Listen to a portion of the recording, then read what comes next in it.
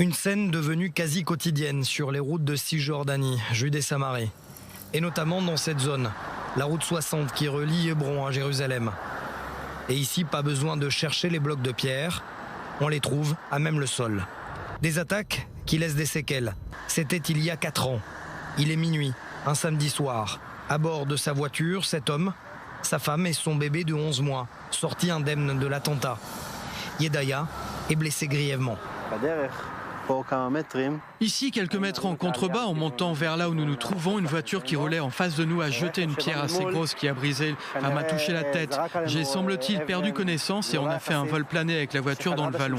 On a atterri sur le toit, une chute de 2-3 mètres de haut. Yedaya souffre d'un traumatisme crânien et de saignements internes. Il reste dans le coma pendant plus de 72 heures avant de se réveiller.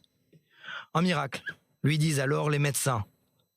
Mais le choc a tellement été violent qu'il ne se souvient plus de l'incident. Ça peut arriver n'importe quand. Oui. Tu y penses souvent? Ça me préoccupe, oui. Je veux rouler sans avoir à chercher sur les côtés qui vient me jeter une pierre, un cocktail Molotov. Je veux rouler ici et me sentir en sécurité. Si Yedaya a été grièvement blessé, d'autres ont été tués. Comme en 2011, Jonathan Palmer et son bébé d'1 an, tués par ce bloc de pierre qui les a fait dévier de la route, proche de Hébron. Ariel Lévy s'en souvient, l'un des premiers secouristes à s'être rendu sur place. Il a lui-même été victime de jets de pierre il y a quelques mois. Il y a une peur énorme, le bruit et surtout leur figure, leur visage pendant qu'ils jettent ces blocs. Parce que dans mon cas, en fait, ils étaient vraiment en face de moi et autour de moi et je les voyais. Je les voyais avec les blocs dans les mains et avec la haine dans les yeux en train de jeter ces blocs. Le sentiment ici que les habitants revivent ces scènes des années 2000, au cœur de la deuxième intifada. Des jets de pierre constants et quotidiens sur cette route 60. Nos enfants ont l'habitude, quand on passe dans ces routes, de mettre la main sur la vitre.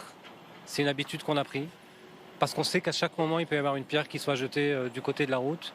Et on connaît les résultats. On sait quand une pierre est jetée, même si on a des vitres en plastique, la force, c'est tellement fort que très souvent, ça pénètre et ça blesse, comme il y a eu hier. On a eu un bébé qui a été grièvement blessé suite à un jet de pierre. L'armée, de son côté, tente de couvrir la zone. Mais impossible de placer une patrouille comme celle-ci tout le long de cette route 60. Leur simple présence ferait diminuer, selon ces soldats, les jets de pierre. Et pourtant, au cours de ces dernières 72 heures, il y a eu une trentaine de jets de pierre et cocktails Molotov dans la région.